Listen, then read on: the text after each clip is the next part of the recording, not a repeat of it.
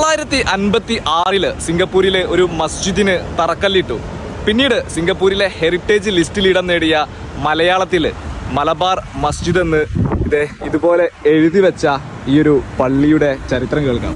Golden dome mosque എന്നറിയപ്പെടുന്ന സിംഗപ്പൂരിലെ Victoria സ്ട്രീറ്റിനും Jalan സുൽത്താനിനുമിടയിൽ സ്ഥിതി ചെയ്യുന്ന മലബാർ മസ്ജിദ് സിംഗപ്പൂരിലെ മലബാർ മുസ്ലിം കമ്മ്യൂണിറ്റി പൂർണ്ണമായും നിയന്ത്രിക്കുന്ന ഏക പള്ളിയാണിത്. മലബാർ മുസ്ലിം ജമാഅത്ത് നേതൃത്വം വഹിച്ച മലബാറി കമ്മ്യൂണിറ്റിയാണ് 1950കളുടെ അവസാനത്തിൽ ഈ പള്ളിയുടെ നിർമ്മാണം ആരംഭിച്ചത്.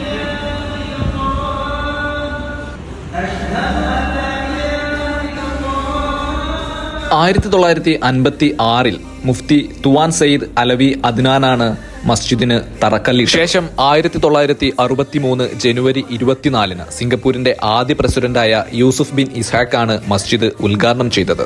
2005 മുതൽ നാഷണൽ മോണമെന്റിൽ ഇടം നേടിയ ഒരു മസ്ജിദ് കൂടിയാണ്. ഗോൾഡൻ നിറത്തിലും നീല നിറത്തിലുമുള്ള സിംഗപ്പൂരിലെ ഏറ്റവും പുരാതനമായ ഈ മസ്ജിദ് ടൂറിസ്റ്റുകളുടെ ഒരു ആകർഷണ കേന്ദ്രം കൂടിയാണ്. 1995 നടന്ന പുനർനിർമ്മാണത്തിൽ മസ്ജിദിന് നൽകിയ നീല നിറത്തിലുള്ള ടൈലുകൾ കാരണം സിംഗപ്പൂരിന്റെ ബ്ലൂ മോസ്ക് എന്ന പേരിലും മലബാർ മസ്ജിദ് അറിയപ്പെടുന്നു. 1963 മുതൽ 2006 വരെ കേരളത്തിൽ നിന്നെത്തുന്ന യാത്രക്കാർക്ക് താമസിക്കാനുള്ള സൗകര്യവും ഈ മസ്ജിദിൽ നൽകിയിരുന്നു.